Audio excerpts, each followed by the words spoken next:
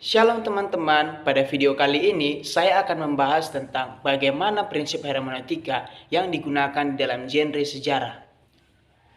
Jika berbicara tentang genre sejarah dalam Perjanjian Baru, maka kita akan mengarahkan pandangan kita kepada satu kitab, yaitu kitab Kisah Para Rasul. Kitab Kisah Para Rasul adalah kitab yang ditulis oleh sejarawan terkenal yang bernama Lukas.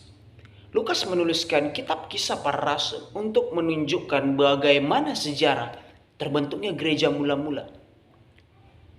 Tetapi selain menunjukkan bagaimana sejarah gereja mula-mula, kitab Kisah Para Rasul ini juga berisi tentang pola-pola kehidupan yang harus dimiliki gereja di masa yang akan datang.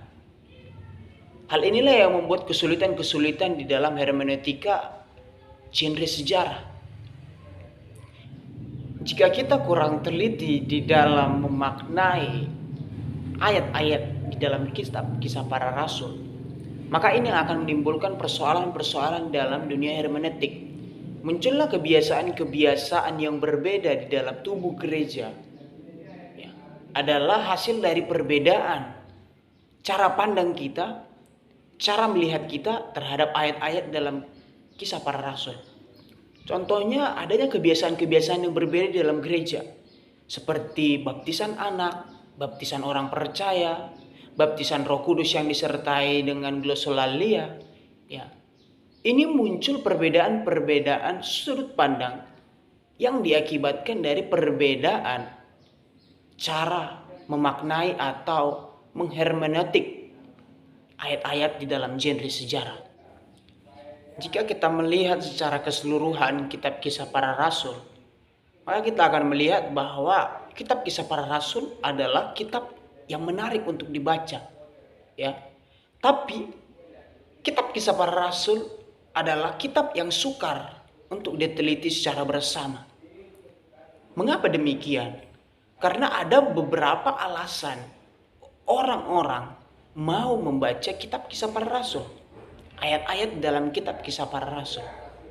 Alasan yang pertama, karena orang-orang ingin melihat bagaimana sejarah terbentuknya gereja mula-mula.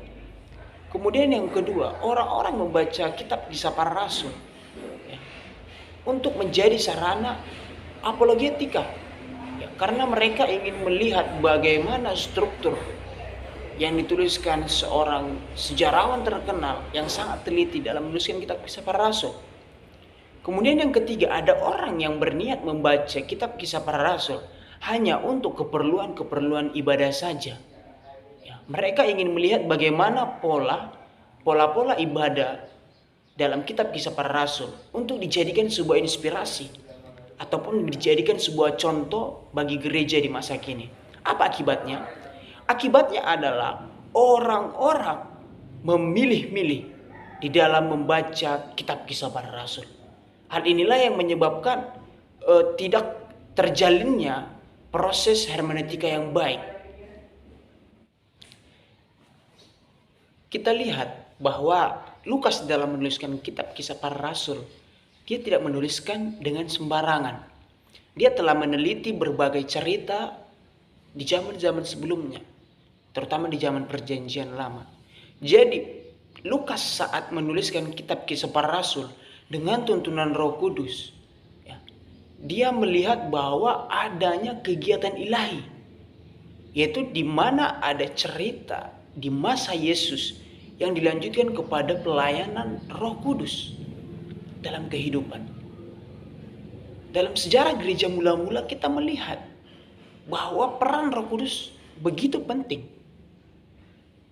Makanya Lukas menunjukkan satu tujuan, yaitu kitab Kisah Para Rasul bertujuan untuk menunjukkan bagaimana pola kehidupan yang berlaku bagi semua gereja di segala zaman. Artinya apa? Akan ada satu sikap, akan ada satu kebenaran yang dapat digunakan sebagai norma di dalam tubuh gereja. Artinya Tuhan mengharapkan agar hal ini diterapkan oleh orang-orang percaya, orang-orang Kristen di dalam kondisi apapun. Jika kita ingin melakukan penafsiran pada kitab Kisah Para Rasul, hal yang pertama yang harus kita lakukan adalah kita harus membaca keseluruhan kitab Kisah Para Rasul 1 kali atau 2 kali. Setelah itu, kita harus mencatat poin-poin penting di dalam tubuh ayat-ayat yang telah kita baca tersebut. Baik itu orang-orangnya, baik itu tempat, dan yang lainnya. Langkah selanjutnya adalah kita harus membaca dengan cepat atau mengulangi pembacaan kita dengan cepat 1 kali, 2 kali, atau 3 kali guna memastikan poin-poin penting yang telah kita catat sebelumnya.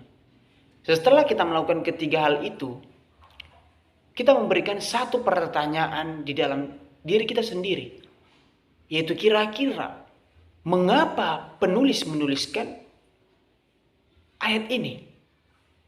Mengapa narasi yang dituliskan itu dimasukkan ke dalam kitab Kisah Para Rasul? Sewaktu membaca, hendaknya kita memperhatikan bagaimana setiap bagian di dalam kitab Kisah Para Rasul itu saling berkaitan. Kita harus menguraikan setiap bagian, baik mengenai isinya maupun sumbangannya kepada satu gerakan maju tersebut. Hal ini disebutkan dengan sebuah gambaran atau iktisar di dalam kitab Kisah Para Rasul. Ada beberapa contoh kita lihat, yaitu dalam kitab Kisah Para Rasul 1 ayat 1 sampai 6. Ada satu gambaran mengenai gereja mula-mula di Yerusalem, kemudian bergerak menjadi suatu gambaran mengenai perluasan geografis yang mula-mula yang dilakukan oleh kaum Helenis. Kemudian adanya satu gambaran mengenai perluasan awal kepada orang-orang non-Yahudi. Kemudian bergerak menjadi suatu gambaran mengenai pengembangan geografis yang pertama ke dunia orang yang bukan Yahudi dengan Paulus sebagai pemimpinnya. Lagi-lagi berkembang menjadi sebuah gambaran tentang peristiwa-peristiwa yang menggerakkan Paulus dan Injil untuk menuju ke Roma. Di dalam hal ini, kita itu tidak hanya terfokus kepada apa yang dilakukan oleh Lukas, akan tetapi kepada apa yang tidak dilakukan oleh Lukas juga. Yang pertama dapat kita lihat bahwa kunci untuk memahami Kisah Para Rasul terletak pada perhatian Lukas terhadap gerakan Injil yang diatur oleh Roh Kudus. Yang kita lihat permulaannya ada di kalangan orang-orang Yudaisme dan berpangkal di Yerusalem, sampai menjadi satu kebiasaan di tengah-tengah orang non-Yahudi dan tersebar ke seluruh dunia. Hal yang kedua kita lihat bahwa perhatian Lukas diperkuat oleh apa yang tidak dikatakan atau tidak diberitahukan oleh Lukas sendiri kepada kita. Yang pertama kita perhatikan bahwa Lukas tidak menaruh minat pada satu kehidupan, yaitu tentang sebuah biografi para rasul. Hal kedua, Lukas juga tidak mau menaruh perhatian kepada organisasi atau pemerintahan gereja. Hal yang ketiga, bahwa tidak adanya berita mengenai perluasan geografis yang lain kecuali ada satu perluasan garis lurus dari Yerusalem menuju ke Roma. Hal ini menunjukkan bahwa sejarah gereja bukanlah tujuan utama dari Lukas dalam menuliskan kitab Kisah Para Rasul. Yang ketiga kita lihat bahwa agaknya minat Lukas terhadap penulisan ini bukan kepada pembakuan kepada segala hal atau menjadikan segala sesuatu itu menjadi seragam. Pada poin yang keempat kita perhatikan bahwa meskipun demikian, kita tak percaya bahwa sebagian besar kitab Kisah Para Rasul itu dimaksudkan Lukas sebagai satu contoh. Nah, kali ini saya akan memaparkan beberapa saran untuk menolong kita di dalam memahami hermeneutik kitab Kisah Para Rasul. Dalam hermeneutik Kisah Para Rasul ada dua prinsip, yaitu prinsip umum dan prinsip khusus.